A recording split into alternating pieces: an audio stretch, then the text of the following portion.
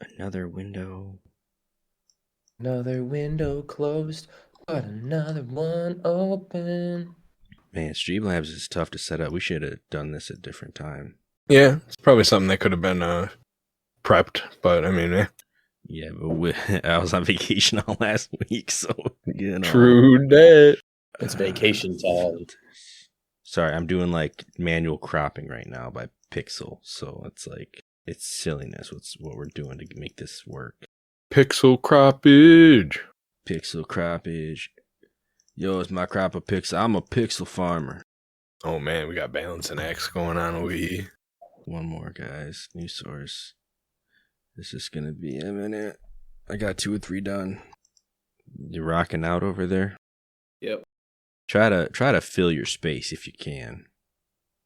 Try to fill it? Well, yeah, I'm using your whole Discord window, so if you want to be that little compared to me and Cam, that's cool, but you're like, there you go. There you go. Let the people see your face. You want this beard? I got a face for radio. We kind of need you on screen, my man. I tried to get my mustache touched up a bit with the wax. Nice. I'm like, I'm gonna face this way. It's gonna look like you're in the middle of a business meeting at the other end of the table. Yeah. I'll be at the very end of the table. I like how I got just my hat rack on the right, or on the left, and then on the right I have an assortment of Pokemon and a Venom hat and a Full Metal Alchemist poster. All the things. Oh, the thing. This is the fastest of all the crops, seemingly. I don't know why. Man, that's it. That's the spot. I'm just getting practice, I guess. I'm starting to understand what kind of numbers to expect out of these crops. Girl. Oh, we get to see that nice plant. Thank you. Yeah, you get to draw business inspiration now from the plant. I feel inspired. Oh, where'd your video feed go, my guy? Oh, me? I don't know. He's gone. We just had all swap places on my. Well, not really. Once you came back, it fixed itself. 3 different mic brands. We gotta get a sponsored deal. With all of them. From all of them, I was gonna say, yeah. I don't like the reflection off my glasses, but there's not much I can do about it. You kind of look like a pirate, mate. Is that good? Arr. I think you pull it off. Okay. You look like you could be swabbing the poop deck. Swapping the poop deck. All right, it's time to start recording this video, I think. I could be the first mate too. All right, there we go. We are live with video. Live. So there we go. Yeah, suddenly I'm starting to get a little bit of like choppiness as if my computer's struggling, but that's okay. It'll probably sort itself out. How could you do this to me? What do you mean? I thought you were ready. You said you were ready. Oh, look at the light change. Like that was your computer. I didn't see the light change on your mic, but I like that. You didn't know it did that? No. Or you probably showed me, but I forgot. Your room's looking a little hazy, Anthony. Something happened? No, that's just the light. I'm in Hazy Town. In Hazy Town? He's in Hazy Town. All right. I mean, I could fix it if you want me to. It's all good. Oh my goodness. First video vodcast, huh? First video vodcast. I don't know anything about video etiquette except I'm a streamer, so sometimes I do that. I get on video anyway. Don't touch your face too much. I don't know. Something like that. Now you be thinking about it. Y'all gonna be picking your nose on stream. Good stuff though. Mm-hmm. So Anthony, where were you? Where did you say you were? I was in St. Augustine. Ever heard of it? It's in Florida, right?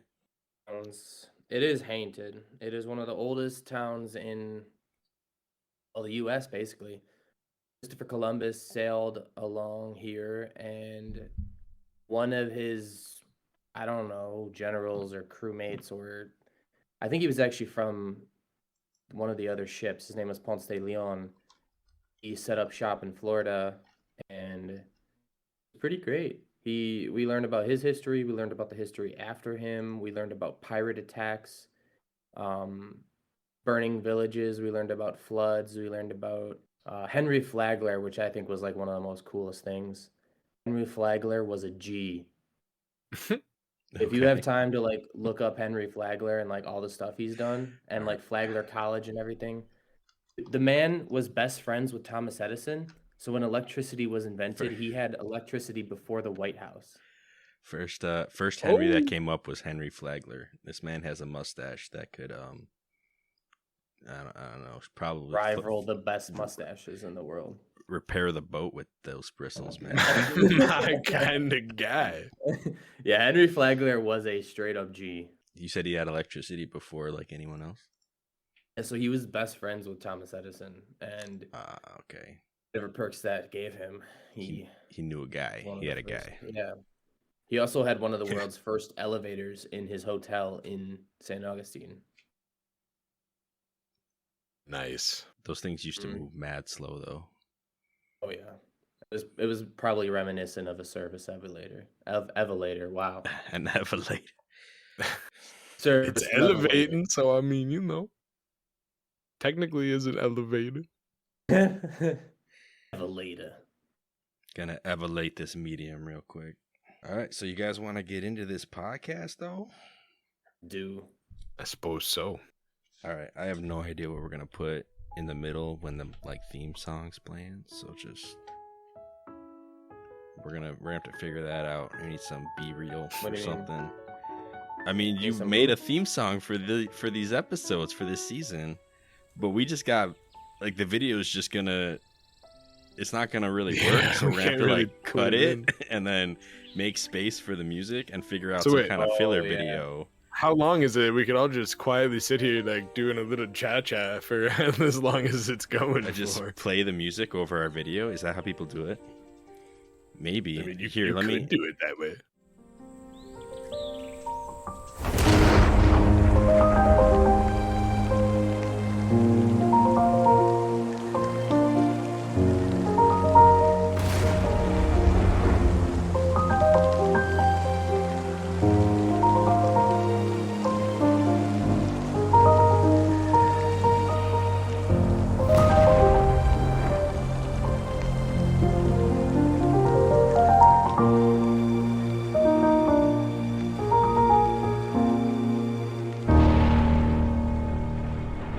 Welcome everybody to the A4NB4Y Zelda themed podcast. We just wrapped up season 3, one of our best seasons, and we're about to start season 4 right now with Breath of the Wild. Oh yeah. You got Tony Giggles in the house, and I'm a fresh ghost that just died, and I'm ready to party. My 2 co-hosts. I'm Cameron Hagee, a Pokemon trainer like always, you know what I'm saying? And I'm Ryan Fonzie, an ethereal disco ball perfect for ghost parties. Oh man. What's up? We're getting the ectoplasm moving tonight. Getting spectral up in here. Casper up in here. That's what's up. Casper apparently was a good dancer. You guys remember that movie? It's been a while. Yeah. He floats. Casper's But great. there's like a whole thing about him being a good dancer, and then he scares everybody out of the dance. It's great. It's classic. I see him moving. He was schmooving. He was moving too much. He over schmooved. Whoa, you're scaring us over here. Stop smoothing. Move it down a level, buddy. Come on. Oh my goodness. Well, I mean, all right. So to the real point of us all being here, it's our first. Yeah, it's our first Breath of the Wild episode for our season 4. We've done 3 seasons already, guys. This is our 4th one, and it's gonna be crazy. Breath of the Wild is such a huge game. Been studying like random stuff. I saw there was a game developers conference interview with some of the developers back in 2017, like a week after the game came out, where they talked about a lot of what they like did when they were making the game, like what the concepts were, like what their, I guess, thinking was with making it.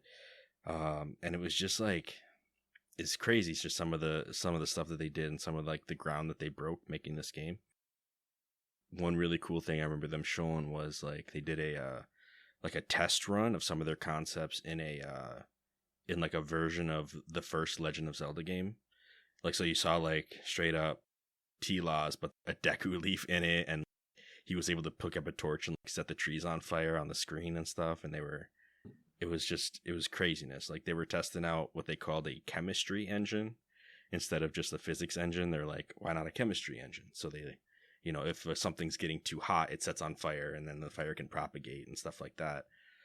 And they kind of showed how, yeah, in this game, like it's not just how things are moving through physical space. It's also what is the state of everything. So like, wind and fire and electricity and all that, these elements, like they all play a big role in what you're doing. And it just kind of opens up the game a lot more. But that's the thing. I know we've talked about it before, but as we go through this, we're kind of all expecting to take completely different paths and find different solutions to things because this game is so open-ended and huge.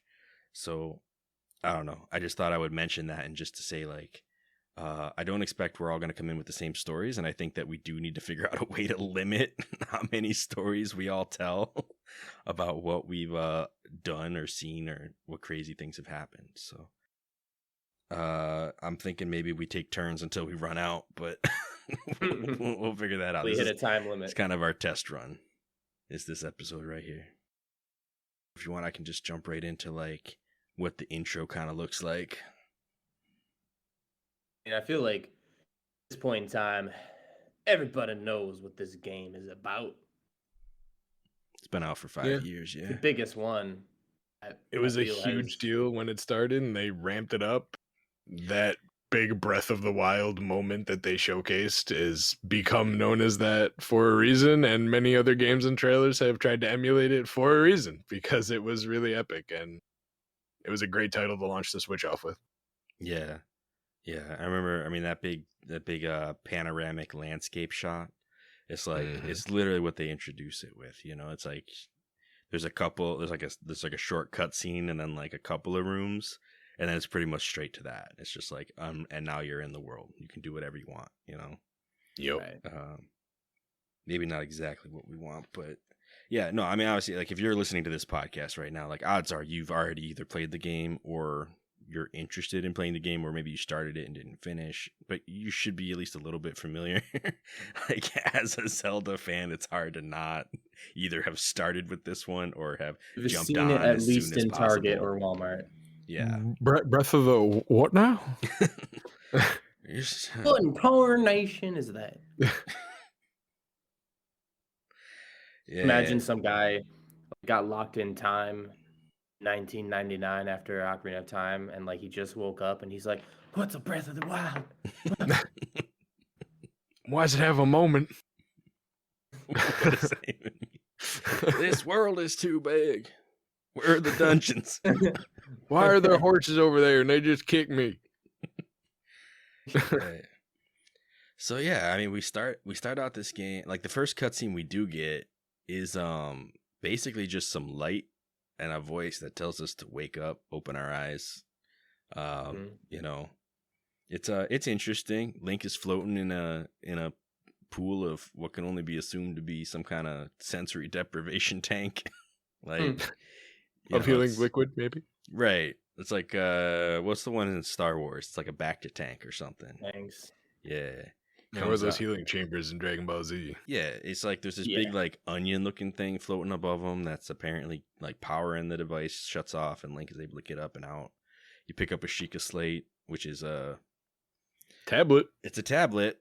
I'm pretty right sure away it was it's like designed to technology hits you. look like one of these guys. If you've ever seen one of these, no. Because or similar to that, but not the same. Yeah, right. So it's one of those like in-game implements that's meant to mimic what you're playing with, so it makes it just seem a little bit cooler. And you walk into the next room and you find like what seems to be like a room of supplies that somebody left for you for this moment when you would have woken up. So there, there's like some old clothes and a bunch of barrels that might have had food in them at one time, but now are just kind of filled with dust and rotted away. And then you step outside and you get this big landscape, and I think they even put the title up, don't they? Like, isn't it like straight up title block moment? Yeah. Awesome. It just kind of zooms out. You see everything. It's like, whoa! It's like Breath of the Wild. Yeah. When I first played this game, and they zoomed out, like you see the plateau. I thought that was it. It's a Zelda game. Like Zelda games don't take you to literally wherever you want to go. So I thought the plateau was it, and I was like, "This is big." Yeah. Yeah. I remember getting the like when you finally like get up that, because like the towers all open up and everything. You should go up that first tower, and like it shines in the map, and it's like, oh, this is huge. Look at my little arrow. It shows me where I am. But like at that point, you can't see off the edge and be like, wait a minute. Like there's gonna be more going on. Towers came up everywhere. Could be so much kind of more. see Death of the Mountain. What? Death Mountain in the background. Mountain. Giant looming mountain. Yeah. No, it's for sure it's huge, but I think we're getting a little bit ahead of ourselves here. I don't know if there's another way to approach the game just yet. Like right now, like you come out, normally, you find your first stick, maybe your first apple, first beetles, I want to interject with something. In the very beginning, before you get your basic pants, and probably only then, if you open a chest by kicking it, your guy, he'll act like his toe has been stubbed. He'll just kind of hop on one foot, like, ooh. Nice. But for the rest of the game, you'll probably have pants equipped, and that only happens when you don't. So, yeah, because shoes come with the pants, right? How that kind of goes. Yeah, it's part of it. Just a lower part. What's up? Trousers. So they're trousers. Hylian trousers. They're not just trousers. They're well worn. Who leaves behind well-worn trousers for the hero when he wakes back up? That is a very good point, actually. Like, what do we have to give him upon his return to the world of the moving and conscious? Like, how about my pants? Yeah, they're pretty well worn. They'll do. Gotta make sure they're broken in. Don't want to give him anything fancy now. Don't want to give him an ego boost when he wakes up with some fancy armor. Give him some armor so he can take on the, go straight to saving Hyrule. Nah. Like he doesn't get that. No. Like, pants are for closers. This dude failed. We're giving him some well-worn trousers. Someone had to lug him all the way up here. We don't got any clothes. We didn't have room. Oh my goodness. Oh, but you know what else you can do around the same time that you're finding that stick before you run into anybody that could possibly be here? There's also rhino beetles on the back of a few of these trees up here, and if you nabberooski a few of those, you can use them later on for attack boosting elixirs. Nice. I did nab a couple of them. It's good stuff. I probably got like 6 or 7 by the time I left the plateau. Nice. Yeah, but we head down this little hill, and we can find a campfire, right? Like I think there's like a lamp next to it. I mean, is the old man here yet? Is that what I'm remembering? Yeah, he's there by the fire. Get a pan out, and you see him staring at you coming out of the resurrection chamber. Link looks at him like the old man's like, and walks away. Goes back to his campfire. But yeah, you can steal his baked apple. He'll get kind of upset with you about that. Yeah, but then you can also steal his torch, and then he'll implicate Link in arson. Well, if you choose the right dialogue options, and be like, "What are you gonna do with that torch?" And you're like, setting stuff on fire. He's like, "Oh, you shouldn't do that a lot, actually." And I'm like, "Okay." Who am I getting mad at you? Yeah, I don't remember what I chose for that. Probably just either the ... or the not sure yet or whatever. There was some fun options there, but. I usually play the like the straight answers. Yeah, normally I do too, but I was feeling a little saucy when he asked, I gotcha. I mean, it's not like knowing who this guy is later on, like it's part of the issue I'm having with talking about this game is like I know too much. Now that I've played it once, I know too much. So like even when like I introduced the first cutscene and said it was Zelda, like that's a spoiler technically. But we already know I didn't this even recognize you because said that. we've already played it. Kind of similar with I don't know, like even being able to say like Link failed. Like we don't know anything about Link yet. Like we're gonna learn that this episode. We're gonna learn it later in a different cutscene. But Yes. yeah. But we're kind of like I'm just like saying things out of order because I'm not. It's hard to keep it like with the game once you've played it once and you already know all the characters. Let's just pretend we know absolutely nothing. We are discovering this fire pit for the first time. Yeah, I mean that's the concept of the game. I mean, like Link wakes up with amnesia. Like he doesn't know who he is. He doesn't know what he's supposed to be doing. He doesn't know what happened, and why he's in this cave. And so when you approach it the way I feel like I'm tempted to, it does kind of take something away from that story, and I'm trying to like keep to okay, what did we actually learn already, and what can we actually express because of that? True. Yeah. Sorry. Predicament. There's also a woodcutter's axe, like right down a little bit from that torch you can nabber and ski as well. Yeah. I mean, if you stop and you talk to the old man, like after you steal all those things, he has some dialogue to tell you like he's the only person living on the Great Plateau, I think. Kind of, I don't remember if he asks you questions about who you are, but you can kind of ask him who he is. But he's really like sidesteps everything, Mm-hmm. He's like, oh, I'm just an old man, just a whatever, the only person living here. Not a big deal. Don't worry about me, pretty much. But yeah, like he will lend you the apple. He's like, yeah, whatever you need, go ahead and take it. Like it's not a big deal. Like to survive in this world, you kind of need to help each other out, basically.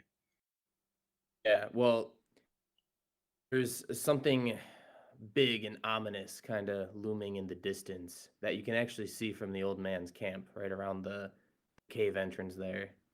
Giant tower. You cannot miss it. Mm-hmm. I think he actually tells us to walk over there, right?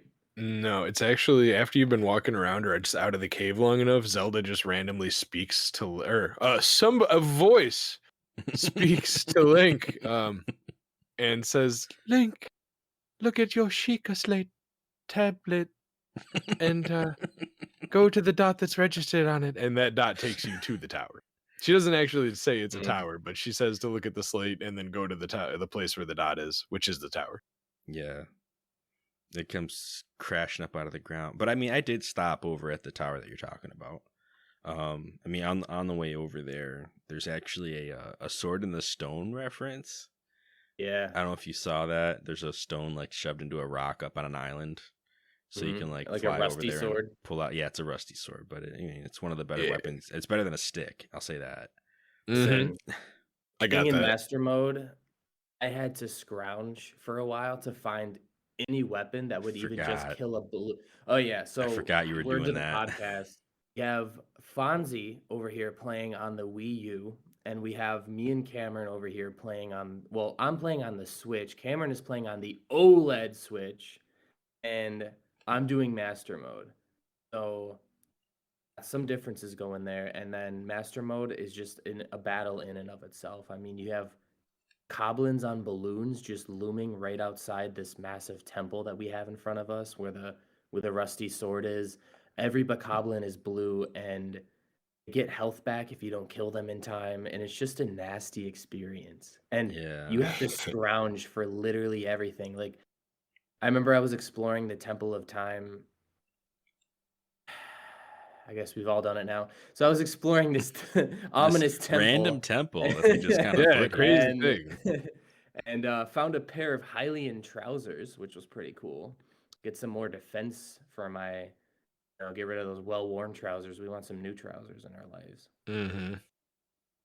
I actually did play through the plateau in a little bit more on master mode too, because I didn't want to play too far ahead.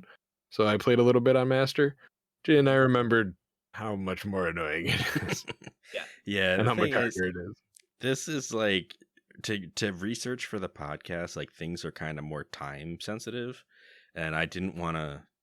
I didn't want to restrict the amount I could explore and find, so I didn't want to put so much combat and difficulty in my way. So I chose not to do master mode for this run, specifically because I'm trying to do like a retrospective, like, study on the game. That's I fair. just didn't want to get distracted by all that. But I'm not going to do the whole thing in master. I'm not going to do I'm anything. committed. So I think also around where that sword in the stone was, if you jump down to the bottom of that lake, there's a rock you can blow up and get.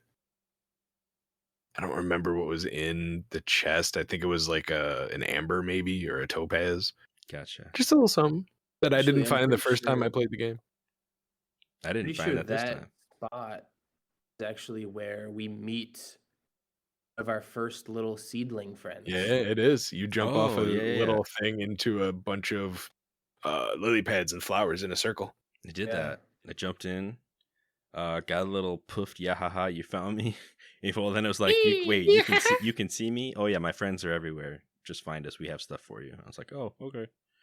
It gives you a seed. Koraki. Yeah.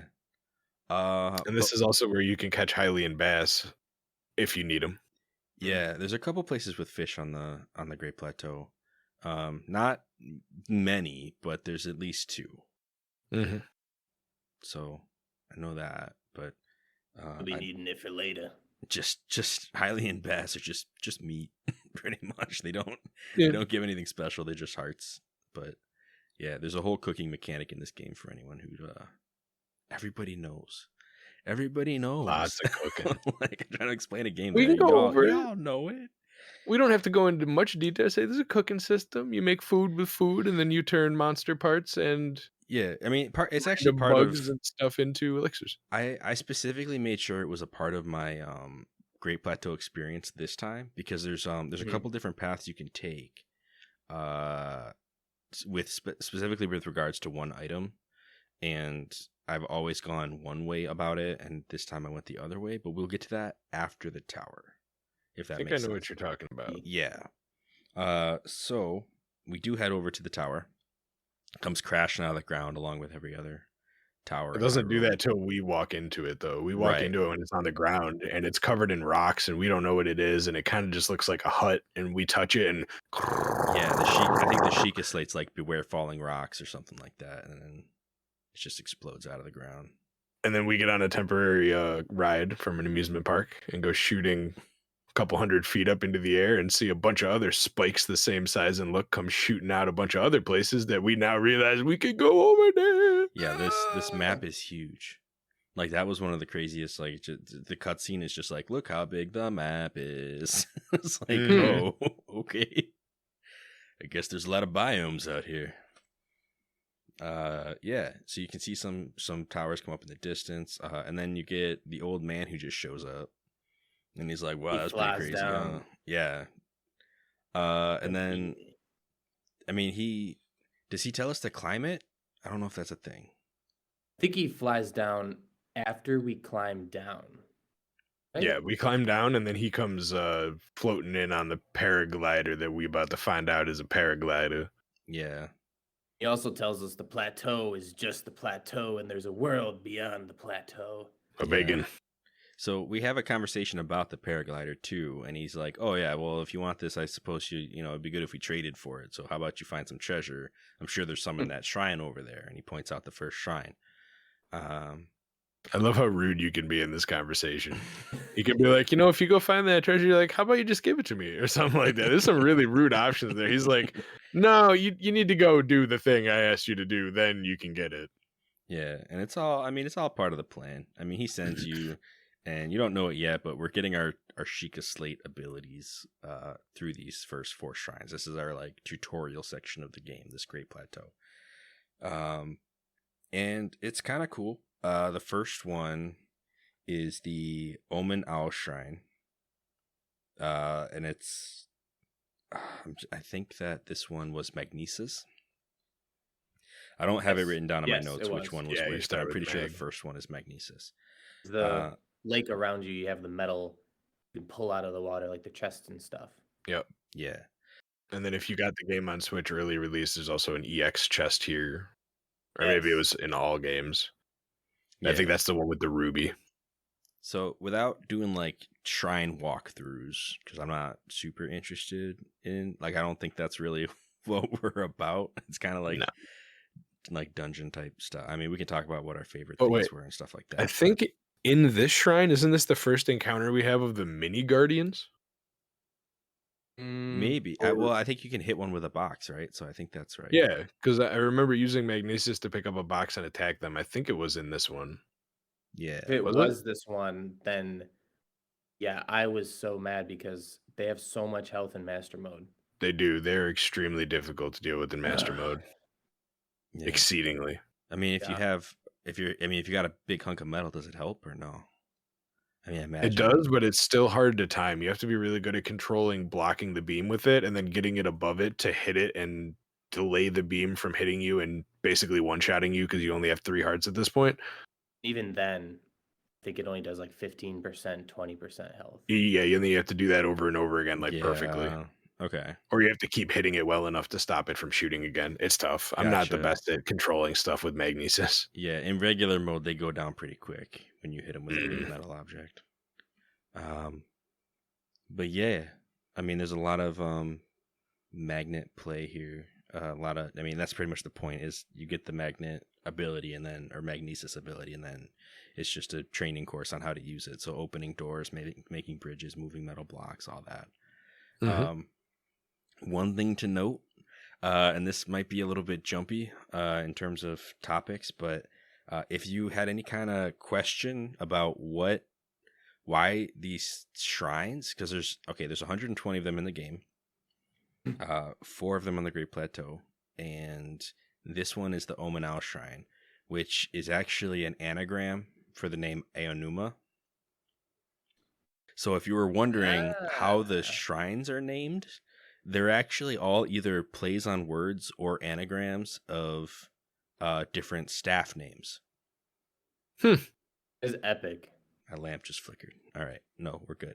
So, yeah. So it's, so there's 4 in my hair. I mean, I can go through them as we get to them, but, yeah, they all are based on staff names. And this is like one of the key ones that like people caught on to that through, because Aonuma, is a little bit easier to catch than most. Yeah.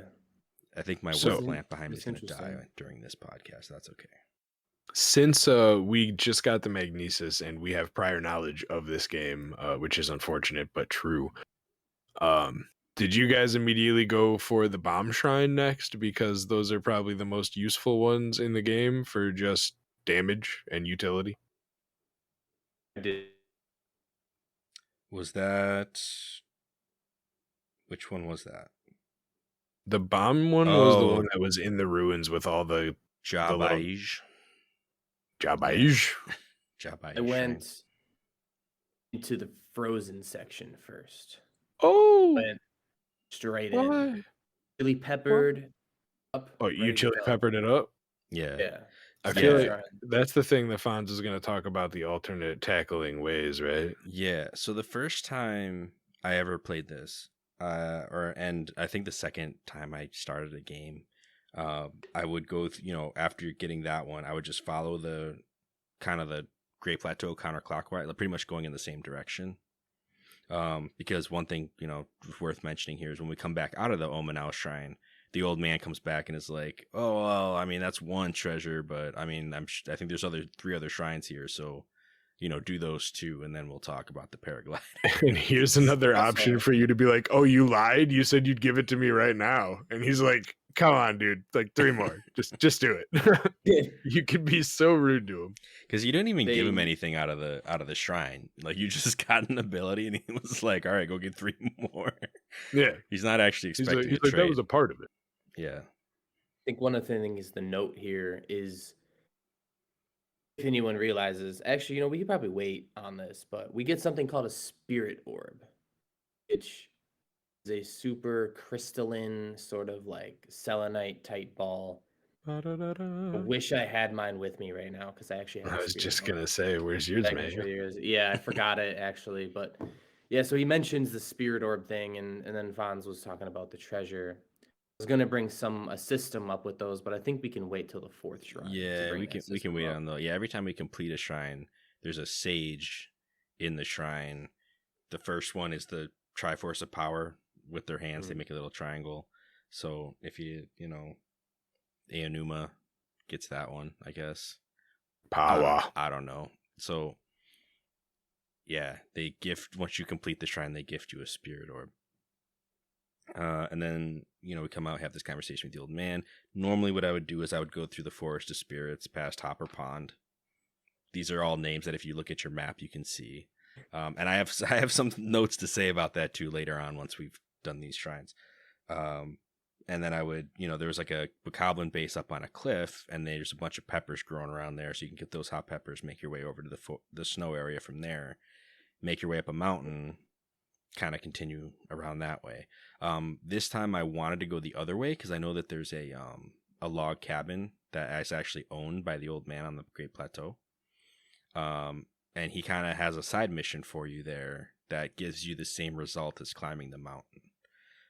So I actually went that way first, which does take you right by the Eastern Abbey and the Jabai Shrine. Mm-hmm. And that's also what I did. Yeah. So the Jabai Shrine is where you get the bomb ability. Basically just make as many bombs as your cooldown timer will let you. Yep, and switch between two different types. You have the circular ones, which will roll, and the square-shaped ones, which will just sit. Yeah, they'll resist rolling. I mean, you can definitely still throw them down a cliff, and they'll bounce around and fall. But yeah. It's physics engine stuff. It's just, square. Physics still apply to it. Yeah, but it doesn't roll. Right. So, also run into one of the first enemy archetypes that a reoccurring theme in this game, and we know nothing about other than we just got attacked by a giant robot. Yeah, I avoided these guys. I didn't try to fight them. Yeah, me too.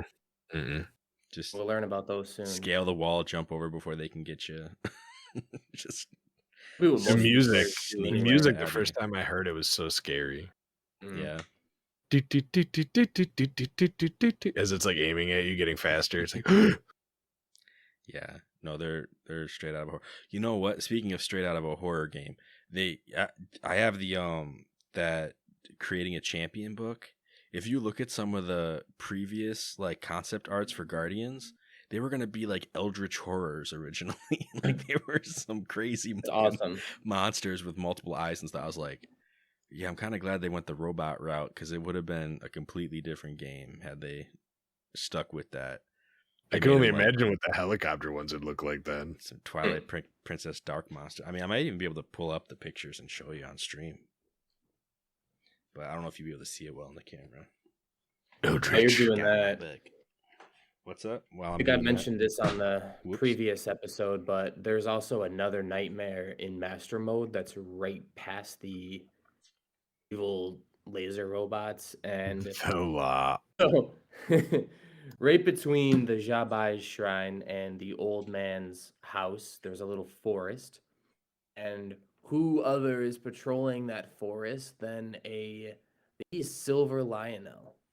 Just straight up in the beginning of the game, like, here you go. Have fun, kids. Here's your insurmountable wall. Mm-hmm. That sounds horrible. You straight up don't have the weapon durability to take the health of this thing at this point. I don't think it's possible. Unless you're absolutely flawlessly perfect with bombs, even then, I don't know if you can. I got really good at one point back in the day at killing Lionels, and I just don't know if you can do it with bombs only. Yeah. On Master Mode, when they get health back in like 3 or 4 seconds rapidly if you don't hurt them. So does that have the arsenal? Does that Lionel take the place of the Talos? No. No, the Talos is over in the forest. Right. Okay. This is a different forest. This is a forest the opposite direction. Gotcha. Like where the guy's cutting trees in the regular game. In between the bomb shrine and his cabin instead of the other way from the healing chamber. Gotcha. Yeah. Yeah, I also went this route to get the warm doublet. Yeah, the warm doublet. That's so if you climb the mountain without just by using like spicy foods, the old man will be there at the top of the mountain, basically being like, oh, climbing up here without any kind of clothing must be like, that's some feat you did. Here, let me help you out. And he gives you the warm doublet so you don't have to do that anymore. But if you find his cabin, you'll find a note that, you know, he's been trying to prepare a dish. Basically, he knows 2 of the ingredients, but he's missing the third. But it's a He just seafood forgot dish. the third. Yeah. And there's only one type of seafood on the entire plateau. So you go and catch a fish and you bring it back. You match up the other 2 ingredients, which I think was like maybe a spicy pepper and something else. And you And a cook it mushroom, I think. Yeah, probably. Or an apple, something like that. Some kind of spicy seafood skewer. Oh, yeah, it was just any other kind of meat. And spicy pepper. So you could kill like a boar or a random bird or something to get the meat. Well, it was listed as seafood. So I think you needed to get a fish. Oh, you needed the fish too, but you needed some other kind of meat, and then the chili pepper was the other kind of meat was the third thing we forgot. Spicy meat and seafood fry, I think it was called. Gotcha. Something like that. And then you give it to him, and he's like, "Oh, this is what I forgot how to make." That's exactly what I forgot. Oh, it was, of course, seafood, the only kind of seafood on the entire plateau. Yes, that was the missing ingredient. All along. Forgot my favorite meal. And then he gives you the warm doublet as a reward for figuring that out. Yeah. It's Don't great. you trade him? Doesn't he take the dish? I mean, you give it to him? Yeah, I mean, he offers it, and you're like, yeah, for sure, take it. That's why I made it, because you were trying to figure it out, you know? And then he gives you the warm doublet. All right, so here's the thing, right? The Guardians. So here's what they actually are, right? Like, this is the image that we know and love. Yes, sir. That looks pretty good. And here's, like, something out of, like, Magic the Gathering, like a kind of a, you know, ornithopter, like, tech thing. And here's what they could have been, which is straight out of, like, scary stories to tell in the dark. Yeah. Like some crazy skull monsters, like. I like that giant crab-looking thing. Yeah. That's freaky. Looks like it was hard for Anthony to see all that, so we'll avoid the book show and tell from now on. But I did want to share that one because it was kind of bonkers. I was like, we could have been like getting chased by nightmares this whole game. Stephen King stuff. Yeah. Would have dramatically changed. It would have been like, this is the first Legend of Zelda horror game. It would have really ramped up the scariness of when they start targeting you. Because in this one, it's like a relatively unassuming looking robot with just some colorful neon lights with like throughout it the first time you see it. I mean, the laser is definitely threatening, but the thing itself is like, I can only imagine if it was just some abomination. It's like, as it's aiming at you, it's like, nope. These were Guardians. Don't they make you feel safe? No. Like, not at all. Point. Yeah. At some point, we saw a cutscene of Calamity Ganon, right? Maybe at this point. I don't remember yet. I mean, you see it. Yet. I think when you get all the towers up, you see it. Yeah. Yeah. Somebody points it out before we do all the shrines. I know there's a cutscene before that point, which does show a little bit of Calamity Ganon. I don't remember where. It wasn't until the temple. I could have swore that Zelda talked and said something about it, but it's just a giant thing about it when you get to the temple at the end. Yeah. But the purple corruption-y stuff, I could see how they could go that kind of Eldritch horror route with designing them because of that. Like when you actually do see Calamity Ganon, you could see how it's definitely, it looks scary. Mm-hmm. It definitely does. It's not just like Ganon riding around up there in a cloud. It's like a terrifying beast. Yeah, for sure. Looks like it's made out of like Cabernet Sauvignon or something, like just straight up like big malice monster. But yeah, I mean, we were just talking about the Jabai Shrine because that's over this way too by the cabin. That's like a homophone of Fujibayashi. It's Jabayash, Fujibayash, Jabaya. It's in there. It's like in his name. So Hidemaru Fujibayashi, the director of this game, that's like his shrine. It's also the Triforce of Wisdom that the guy has up on his hands. So it's funny, like when they did that direct or developers conference. Like he had the Triforce, like they made jokes because there were 3 of them on the panel, and they did like who has which Triforce piece, and he actually had the Triforce of Courage on that panel. But in this one, he's got the Triforce. It's just some silly stuff that they were doing when they made this game and announcing it. But they all have the whole Triforce, right? Pretty much traded off between each other. Right. Well, one of the guys on the panel doesn't actually have a shrine on the Great Plateau, so that's another thing. But you know, they figured it out. So yeah, he's the bomb shrine. Just random trivia. I'm not gonna do this for every shrine. I'm just gonna do this for the Great Plateau shrines because I figured they were big, important shrines, so they probably got big, important names behind them, which made them actually a lot easier to find as well. So I did my best to try to figure out who was what, because this isn't listed anywhere online. Like, you're not going to find a list of deciphered shrines. At least I wasn't able to when I went looking. Pretty much the only example you get is the Omanao shrine, and everything else is kind of like, you're on your own. So good luck. Yeah. So just some cool trivia. There's also another little section over by the cabin where you can knock down some trees and get over a little chasm, which is also kind of just a little thing that you might have to do later. It's like an option for traversal if that presents itself. Yeah. You can get over there and blow something up with a bomb and grab I don't remember what it was. Maybe like some fire arrows or ice arrows were over there. Yeah, it's cool. I mean, because the old man's cutting down a tree if you go over there before you make his meal. He'll be chopping trees, and he's like, oh yeah, the trick to getting the tree to land where you want is to square yourself to the direction you want it to fall, basically. So he basically gives you the hint that, hey, if you want to get across this chasm over here, you can cut down a tree and just use it as a bridge, which is a really cool mechanic that I don't think later in the game comes up a whole lot, but it is pretty useful here and now. Then again, I haven't been looking for opportunities when I play the game, so I'm not sure, but it's just remembered we actually forgot to mention something about this old man, which kind of makes you think there's more to his identity than just being an old man. But when he's at the base of the tower, before we even do the first Ao Numan shrine, or Numa Ao, whatever it's called, he marks the shrine on our Sheikah slate and is like, hey, you can do this. Mark locations and set them up. And then there's actually, I think, a prompt you can ask him, like, how do you know this? And he's like, oh, you pick up a thing or two when you're this old. And it's, no, that's fishy, old man. There's something about you that... Don't think everybody has a Sheikah slate. Like, you don't have one on your hip. I'm sorry. Like, how do you know this? So how did you know how to work this? It's like giving a cell phone to someone born in, like, the 1900s and, like, early 1900s and, like, work this. Bed, waiting.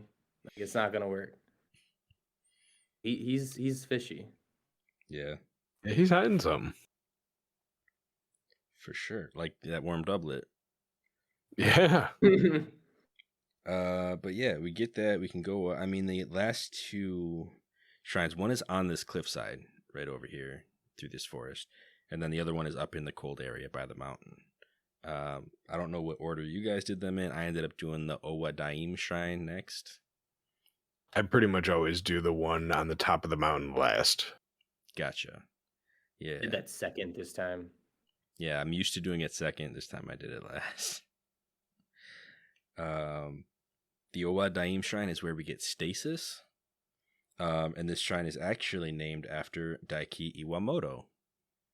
Owa Daim, Iwamoto, Daiki, like it's just like syllables out of his name chopped and pieced back together. It's just homophones, man. They just they put their signature right on like the start of the game. Like these people, like he was, we talked about him before, because he, I believe, was the director of Phantom Hourglass, I think, and Spirit Tracks. If I got that right, which I might. Here, let me check my notes from last 2 weeks or whatever. Yeah, Phantom Hourglass and Spirit Tracks. But he was the assistant director on this game. So far we have the producer, the director, and the assistant director. As the assistant director, he he gets the centerpiece of the Triforce, which is not a named piece and not an actual piece. He got the space. He got the negative space in the middle. But for some reason, yeah, the when you get in there, the sage that the ancient sage at the end has an upside down triangle hand shape going on.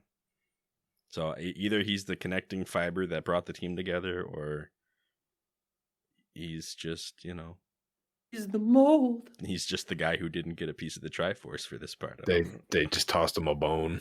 Right. Wasn't a good bone, but it was a bone. You can be on the Great Plateau, but we do not grant you the title of Triforce holder. Oh no. Oh, you know what I just remembered too? Made a Star Wars reference. What's up?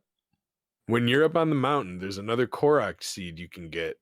I think I don't remember if there's one where there's the rock circle or if that I'm remembering something that happened later, but I definitely remember there's one you can push a rock to go down a hill in between two trees and you can get a Korok seed up here. And also, when you get a shield, which you might get off of a Bokoblin, another enemy that we're going to be quite familiar with throughout the course of this game, you can jump and go into a shield surfing mode when you're going down hills, especially made of snow, and it is very fast, but also very damaging to the durability of your shield. And if you fall, you will tumble a lot. And with only 3 hearts, you very well, and I didn't, but you very well could potentially just and game over. Yeah. Kind of like a skate game. I got wrecked a couple times on this Great Plateau. Skate of the Wild. And none of it was from skating. but I fell in the ice water once, I think. Ooh. Just from like doing a bad climb or something. Like it wasn't a bad, I remember what it was, bad jump maybe. Something simple, went straight into the water when I didn't want to. I was like, well, I guess that's on me.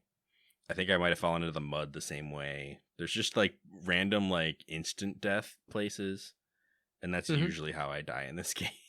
It's not regular combat most of the time, unless there's something that hits really hard, which there are a couple of things on this plateau that'll do that, but usually it's from a bad jump. My first death was actually on the cliffside of the shrine, and I just was coming down off of the mountain shrine, which I think is Kanamut, which we haven't talked about yet. Coming down off that. You know how the like spear Bokoblins do that like whirlwind type move? Yeah, so I was apparently really close to the edge of that cliff, like facing off the old man's house. Oh no. And he just whirlwinded me, and I'm like movie moded right off the cliff, and Link's like, ah! I felt real bad. And that was before I got to the Lionel and died about 10 times. Oh. Yeah. I died one time on the Great Plateau. Is right over where you died, Mayo, but in a different way. I was climbing up. You know where across where you cut that tree down, that little chasm, there's that wall. The wall right across from where those trees are. And if you climb up that wall, you'll get to one of the shrines. And on my way up to that shrine by climbing that wall, it all went very smoothly until the very last one of those little platforms jutting off of the side of the mountain that you're supposed to climb up to take a break and get your stamina back. Because how the climbing works in this game is you use up your stamina slowly as you climb. You have the option to do like a little jump, and then you use up a chunk of it, which actually tends to not be worth the distance, but you kind of save time, so you make a sacrifice. If you wait until your stamina gets all the way down to red, you get like a special little where you get a little extra to get up there, a little oomph. Yeah. It's the general gist of the climbing system here. So as I was going up onto this last platform, Link decides I'm going to climb up, but not actually onto anything, and then fall straight down the entire distance of the cliff I climbed, and game over me at the bottom when I landed.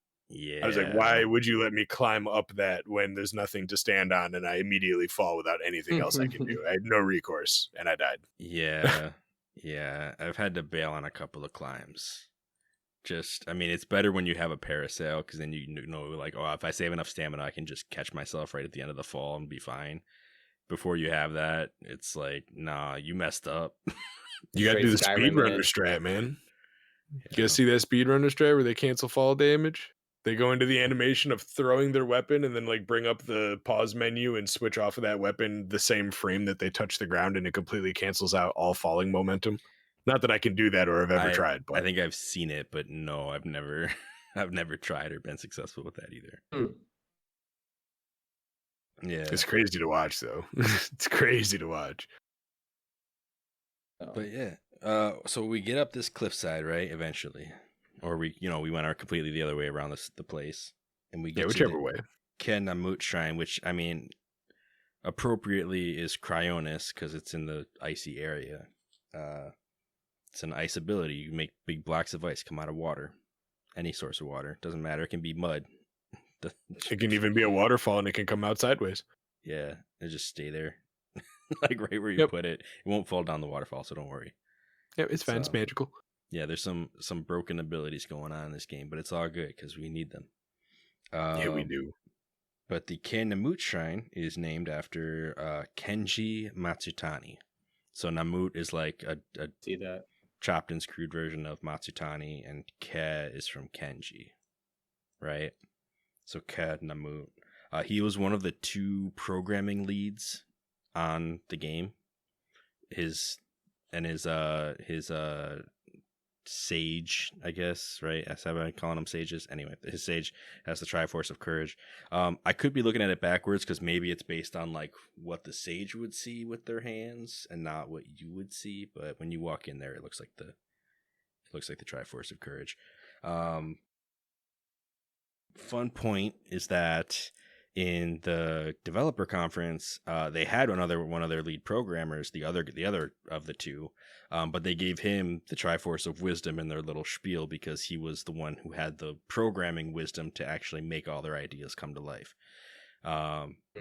Which is interesting that they would have swapped it so that the programmer had the courage and Fujibayashi had the wisdom. Programmer had this courage to stay up all those nights making the game. The crunch courage. The crunch courage. So yeah, so that's kind of my rundown of those shrine names. For a while, there'll be a little bit of a break. I have a couple that came up on my way to the next town, but we can talk about those another time. I have another little thing. This one's actually something that is possible for regular people to do because that other canceling your throwing with the start menu thing and switching your weapon isn't something that is probably going to be easy to pick up for most people. But this is something you could actually try to do with the new ability we just got of making the block of ice come out of the water. If you're, say, up on something, you might even be able to do it just straight on the ground next to the water, but it would be way harder. So say you're up on something that's a little off. You start to pop that up, run and jump and go into your your shield surf. When you land, normally if you land on it and it goes all the way up, you get like a little hop and then you land, you stand on it. But if you're on top of your shield, you actually get a launch a couple feet up into the air and you can make distances. And when we get the paraglider, you can even use that to pull out your paraglider and get a little extra distance on that. Your shield kind of gives you a buffer that gives you more of a jump so you can make extra things. And it's something you can actually try. Doing shield strats over here. Mm-hmm. I've done it a few times. It makes you feel really cool. Like Jason Bourne over here. Shield. Yeah. Doing the long jump with the shield. Yeah, something like that.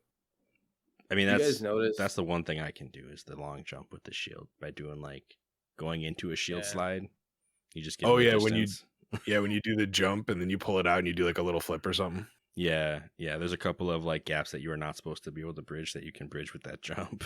Mm-hmm. It's pretty nice. Like especially you can add that onto the trick with the icicle too, and get a little extra distance before it hits you and launches you. Nice. Okay. You guys fun stuff. Like happen to catch the name of the river that's right under Kenamut Shrine? Oh yeah. I mean, this was the other thing. How ominous is that? Well, it's there's a theme on the Great Plateau. Because I mean, once you get the map, once you go up the tower and get the map for the Great Plateau, you can see all these names. But I mean, we have like the regular things that you'd expect to see, like Mount Hylia, Hopper Pond, which doesn't seem anything too crazy. There's the Eastern Stranger Abbey, Things. Also not that crazy, right? But then, I mean, you have the Temple of Time, which is now named. You can see it. It's called the Temple of Time. It looks like the Temple of Time if you played any other games with a Temple of Time in it. It's kind of ruined. And then you have, in this game it is, yeah. And then you have the River of the Dead. and the Forest of Spirits. And right in between those two things is the Shrine of Resurrection, which I feel like is pulling a pretty heavy theme there. Yeah, it sounds a little bit dark. I mean, but I guess that you did pretty much. I mean, we'll learn about this later, but you failed at some point, and yeah, there's a whole story that would explain why the Shrine of Resurrection would be like. I don't even know what I'm trying to say. The place you were put and wake up. And then it had to be between death and spirit because you would be resurrected like at the state between dying and your spirit moving on. Yeah. So it makes sense. It's right in smack dab in the middle. Spirit returning to your dead body. Yeah, it's like a whole thing. Like Link is, I mean, I don't want to get too far into it, but I mean, Link, he comes up out of like this wet, watery basin and then comes out of this cave. I'm like, it's pretty much a rebirth in a way. Like it's got some really strong imagery of like, okay, he was dead and now he's reborn here in a way. Like they call it resurrection and revitalization. They never use the term reborn. Like, so that's not a thing that the game tries to tell you, but like, you know what I'm saying? He's from the river of the dead and then the Forest of Spirits and the Shrine of Resurrection's right there in between it all. And you can also make a pretty easy like draw to Jesus's resurrection and him coming out of a cave, and you come out of a cave. They could have had you come out of a building, but they made it a cave. So like this, you could also point at that. They're just pointing even more to the idea of the rebirth. Yeah. Although I don't think Link technically died. He just got so insanely critically wounded and basically put into a coma. He was gravely injured is what we see it at one point. As bad as he could be without dying, basically. On death's door. Mm-hmm. Yeah. Once I think we should get to that point because we're almost there, actually. Learning. After we get the final shrine, we get a message from the old man of looking at all the shrines, connecting them with horizontal lines, finding the center point, which is the cross, which is right where the Temple of Time is. Make an X and it'll be right over the top of the Temple of Time. So we go there, go to the Temple of Time, and you see that there's I think you're even directed to go to this big statue. It's a statue of the goddess Hylia, straight out of Skyward Sword, pretty much. Yeah. I wouldn't say straight. There's another one in the game that's actually like straight out of Skyward Sword, but this one is comparable. And it's very glowy now when it wasn't before. Yeah, highly glowy. It's got a spotlight from heaven on it. So you can go over there and you can trade in your spirit orbs for the reward. And this is kind of introducing the general mechanic of shrines in the game and what their purpose really is. Because as you progress, kind of like in any other Zelda game, like you collect pieces of hearts or straight up heart containers. But in this game, there are both hearts and stamina wheel or stamina containers, like stamina vessels. Is that what they call them? Something like that. Yes, stamina vessels. Yeah, heart containers and stamina vessels. Yep. Yeah. So you get to choose. Every time you get 4 spirit orbs, you get to choose what you want to trade them in for. Always in 4s. Always in 4s. 4 heart pieces, 4 stamina orbs. Unless it's Twilight Princess, in which case it's 5s. But we don't talk about that. What are you doing? Breaking the formula. So yeah, always in 4. So we get those 4. We get to choose what we want. I mean, I always start with stamina. I'm a stamina fiend. The more stamina, the more you can do. It's that simple. Yeah. And then the old man asks you to come meet him up on top of the roof, pretty much. So we find a ladder, climb on up there. The roof can be a little annoying to run on, and if you go off the side, you might slip it a slide. Yeah, there's a ladder to go up to the top. There is. Scale the building, my guy. I mean, you could scale the building. That's what I did the first time I played the game. I mean, you get that extra stamina vessel. You can do whatever you want, man. Actually, I'm not playing. I didn't know there was a ladder. I literally just linked up the building, Skyrim'd it. Yeah, there's a ladder. I knew there was a ladder. I think the first time I climbed up it, I then found the ladder afterwards and was like, oh, okay. Yeah, I think that's how I found it too. And then this time I was like, I know there's a ladder. Let me find it.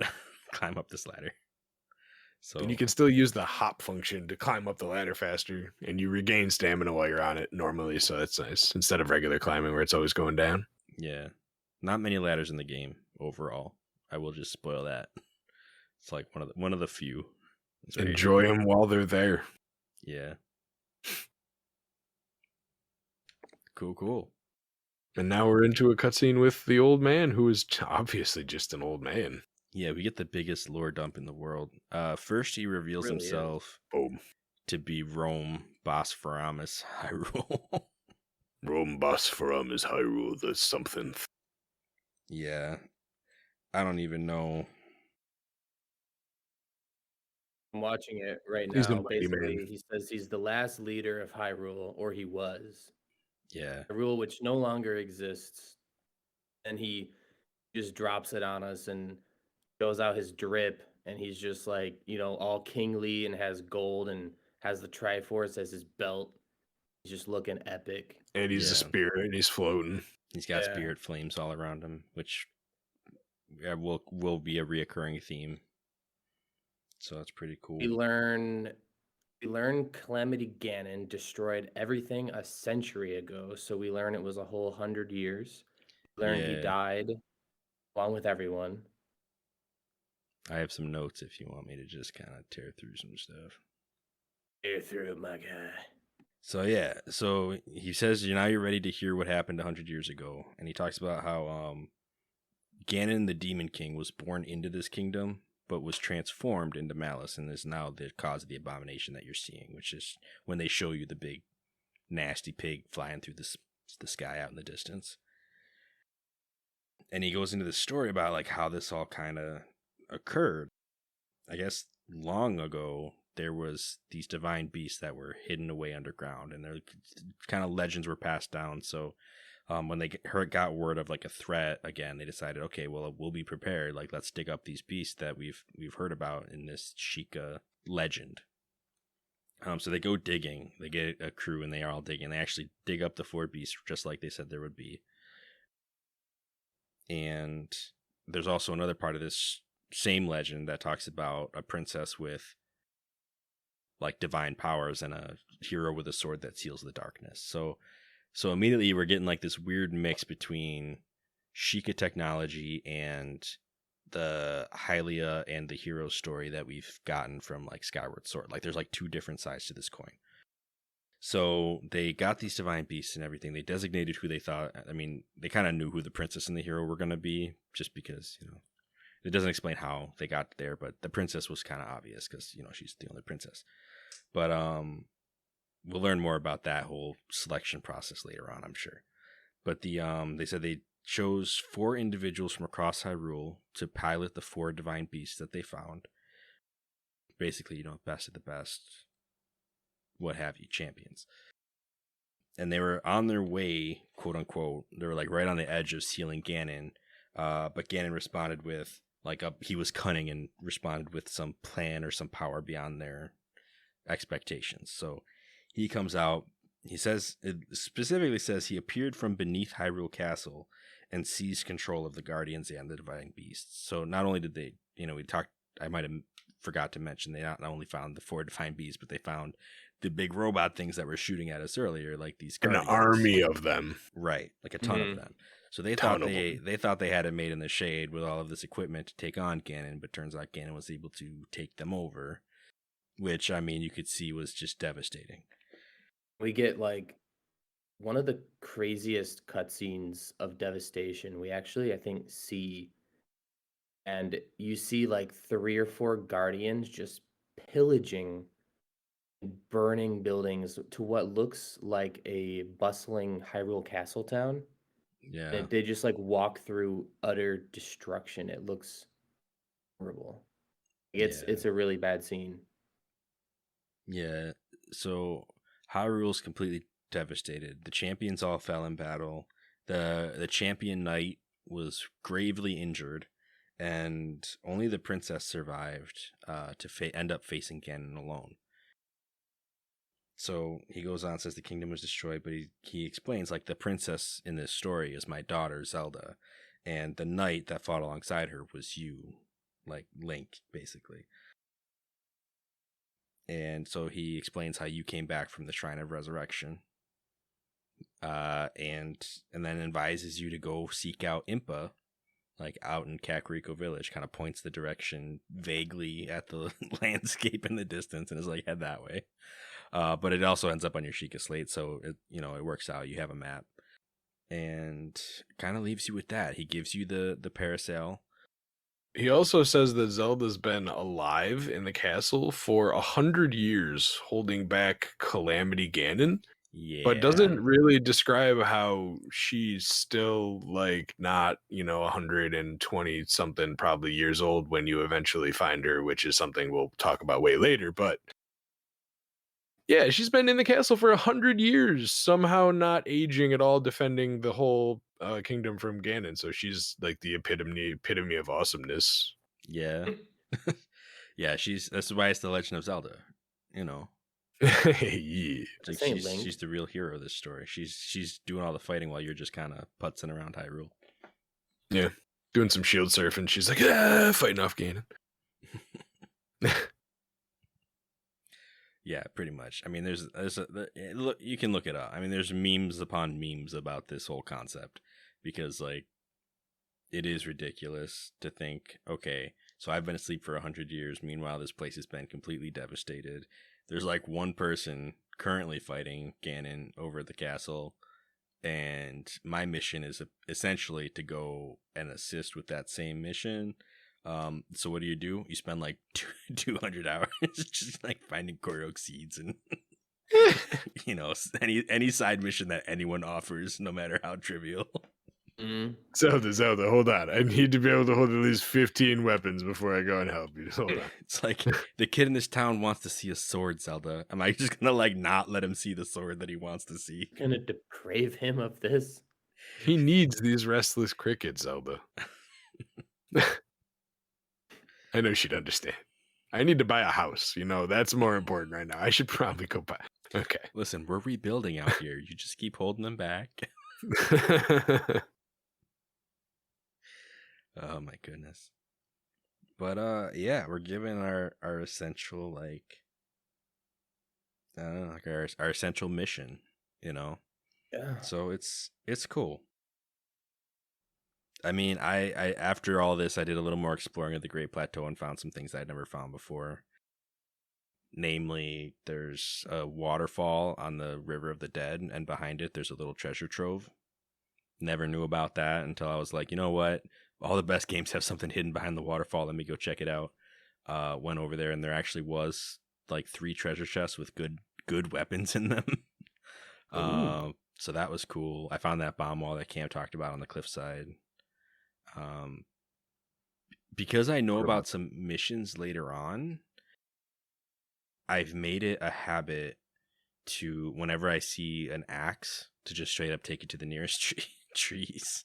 Unless there's like apple trees or something nearby, in which case I'll use it on that, because that way you kill 2 birds with 1 stone and you get food and wood. But there's a side quest in this game that requires a lot of chopped wood, so I'm like pre-gaming for that. So did that. I ended up grabbing like my first steps off of the plateau. I'm kind of like jumping stories now, so I'm sorry. I know I said we could take turns telling stories, but the first thing I did was go to Satori Mountain. It's a big landmark in the game. Yeah. Mainly Not because too far. No, it's not. It's actually really close to the plateau, but it's in like the opposite direction of where you're told to go. And the reason I go there is because there's like evidence of somebody who used to live on the mountain who had like a homestead going on. Like there's like a spice forest, a big apple orchard that you can chop down. Dude, when I left Satori Mountain, I had like 185 apples just to like start my game with, which is ridiculous. Like I'm just like the apple man. And I'm like every puzzle that requires any kind of weight, I'm just throwing apples at it. Like that's going to be my strategy. So the power. I have more apples than I need, man. I don't know. It's a lot of horse food. You can give your horses apples and they love them in this game. So yeah. So there's that too. But more importantly, there's another orchard of hearty durians on that mountain. Ooh. Yeah. Ooh. And so I go there, and I think every time there's a blood moon, I'm probably gonna make a trip back there and do it all again, just to farm them durians. The durians are good. Is he using Yeah. just one of them or maybe two in a thing? It gives you the full heal. Yeah, it gives you like extra hearts too, like yellow hearts. Yeah, the on top strong of Full whatever it heal is. plus like extra plus hearts. yellow. Yeah, yeah. That's so nice. Anything that has hardy in the name will do that. So there's like, I think there's like might even be hardy fish somewhere too, but I know There's Good hardy bad. radishes too. Yeah, hardy truffles and hardy radishes and big hardy radishes, which Yeah. have even more. Big hardy Um, radishes. But yeah, so I go there to get my goods. I'm gonna have to find this Satori Mountain real quick. Love Yeah. me some durians. It's related to some side quests that we'll cover later on in the game too. Like a part of our schedule, one of them actually has Satori Mountain on it, because it has some specific things that happen that don't really happen anywhere else. But I just stopped there just because I knew all the fruit was there, before making my way towards Kakariko. So yeah, I'd it's also fun like to stuff. mention, by the time I left, I made note of this because I spent quite a time just collecting stuff. By the time I left the plateau, I had 20 guardian pieces just from all the dead guardians around, which you can run up to and click and just get one of like the base pieces. I had over 30 insects and lizards and 60 plus monster parts for elixirs and over 60 different ingredients for food, including, different mushrooms and fish and everything. Yeah, there's a lot. The Great Plateau. By is the time I crazy. left. It is a really good strat. I think I might have talked to Fonz about it, where if you have a sword, like the Master Sword is I think the best thing, but you can even use the sword and the Stone Rusty Sword, and you charge up the first level of the family's secret technique, which has been passed down like 10,000 years. Right. Uh, You just wake and- up with yeah. that. You have amnesia, but you can remember the family secret technique. That's Sure. embedded. That's in the DNA at this point. The babies come out spinning. Get out of here. So when you do that in the grass, just a patch of grass, it'll sometimes reveal crickets and bugs and lizards. And if you run over to them, you can pick those up. So you can farm lizards and crickets around here by just spinning in the grass. Great. Title. They Come out spinning. As the title for, okay, sure. That's gonna get some viewers, my man. That's Right? Goodness. People be like, what? Wow. All right. Great. Yeah. No, I mean, I don't know. I mean, one other thing, just honorable mention, I guess. I mean, we talked about the Talus a little bit.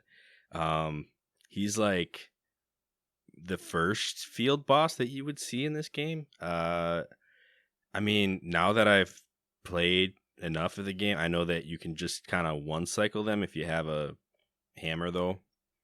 You just jump on their back and do a spin attack until they die. And usually you can do it even with just one stamina wheel, and it's all Gucci. But there's the honorable mention mini boss, who is the one like darker colored bokoblin who lives in the skull base with his friends. This dude will come out with the first like dragon bone Boko Club. And if you aren't prepared for that, the first time I played the game, I think he was my first death. Like I literally like went up and I'm like, oh, that looks like a cool weapon. I like tried to go toe to toe with him. He smacked me once. I died immediately, and I was like, oh, okay. Yeah, Did not expect that from a bokoblin, because you've been bullying the red ones up and down the plateau, and you see this guy, and you're like, oh, he looks a little different, but I'm sure it's fine. It was not fine. There's red goblins. Well, you're playing master mode. I'm talking about main like base game. In master mode, this guy was even more terrifying because all the other ones are brown and he's like teal. Black. Oh, is he black? I think Or he something was like black. that. And you're like, oh, There's a lot of black nah. goblins. Yeah, he'll mess you up. Something that I've been doing is once you get the 4 powers. You actually unlock a 5th power, if you could call it that, and it's the amiibo on your Sheikah slate. You get to use whatever amiibos that you have available to you. There's like 35 now. Basically, every time they come out with a new amiibo for Zelda, it works with Breath of the Wild. So, like, I have, I think, 35 cards now. Yeah, one of those packs. And yeah, I've just been doing that and getting mad food, mad weapons. And I feel like I wouldn't do this if this was a normal run. But I'm in master mode, and this I feel like it's respectable. Like I need some help, right? Yeah, I think I'm gonna end up using it to get Epona, but because I'm not doing the master mode, I'll probably like let the rest of the cards just sit. I'm not gonna overdo it with those. I don't have Epona. Got Hulk. He's a green horse. Pretty good stats for my first pick. And then I got Epona. Registered both of them. Yeah, I got a black horse with maybe like a white nose or something like that. Not the best horse. Like I thought the solid colors were supposed to be really good, but it wasn't very like the stats weren't quite what I thought they would be. But named him Error just because it's like a reference to the adventure of Link, 404. But yeah, I'll probably end up getting Epona and just maining Epona the rest of the game.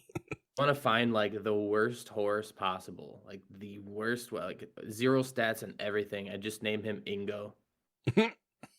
It's messed up. Dancing on his grave, man. Yeah, that's the first thing I did was get a horsey horse and play with the doggy. I was doing circles with the doggy, gave him some food. Probably spent 20 minutes on the doggy. Yeah, I haven't. Oh no, not the wolf. Oh, just a regular dog. The dog's at the stable. Yeah, I was showing my girlfriend. I think it was 20 minutes went by. I was playing with the dog. I got him hearts. He was following me around the stable, but if you go too far, he leaves, which is kind of sad. Yeah, that was one of the craziest amiibo things that they did with this game. I mean, when I got the game, I already had the Link amiibo from Super Smash Bros. Wii U version, right? I think it's just called Smash Bros. Wii U or something like that. But they let out a whole thing of amiibos. You could like, basically train them in that game so that they would be linked to like your own NPC. Yep. So the only one I got was Link. I'm like, Link is like my main guy. Like, of course I'm gonna get Link, and I did. And then, when this game came out, like it was like, oh, you can use your amiibo. So I was like, great, put it on there. Got Epona. I was like, whoa. Like it's pretty decent. Like there's only like maybe 2 or 3 that will give you. I mean, I don't know if this is true. I think it might be like a random drop, but at the time, like if you use this amiibo, you were guaranteed it would drop Epona for you. But one of the wildest things that they did was they also had a Wolf Link amiibo that came out, I think, alongside the HD Twilight Princess. And that thing would straight up drop Wolf Link into your game. As like a companion fighter. It would have as many hearts as you did, and it would just like I have that actual amiibo too. You. Yeah, I never got that one. Pretty boss. By the time I found out about what it would do in Breath of the Wild, it was already jacked up in price, so I never ended up getting it. But slightly off topic, those Smash Bros. Amiibos are really cool. They actually, when you fight them and level them up, they learn from what you do. So if you like jump a lot, they will jump a lot. If you use specials a lot, they'll use specials a lot. And I have a really good level 10 Inkling one if you guys are ever feeling frisky. He's going to be jumping a lot. He's a beast. I want to play Smash Bros. Again, but... Yeah, I maxed out this Link amiibo, but I don't know how good he would be today. We could play some multiverses, though. We all have PCs. Right. So one amiibo that I thought was pretty good, the Skyward Sword one that was just released. Cameron, you have it, right? No, I talking about the Zelda one? It. Yeah, the one with Zelda, the Loftwing. Yeah. Yeah, where you can like save the game and then kind of transport. I don't have a game that works with it, but I have the amiibo. Hold on. Let me see if I can. Anyway, that one, if you scan it into Breath of the Wild, you have a small chance to get the Sacred Shield and Goddess Sword. Oh. Which I thought was really cool. So I'm trying for it. I'm so close. Feel it. my I gotta try that one now. I think they blocked the RFID chip though. When it's still in the package, I haven't taken it out of the package yet. So I might not be able to use it, but I could try. See what happens. Yeah, I don't know where it is. I don't have the actual amiibo, but I have like a nice, like really hefty plastic card that represents the amiibo that I just hold up to the little amiibo port and it works. So yeah, I can just do the safe thing. Yeah. Cool. Just open a can of something behind the screen there. The can.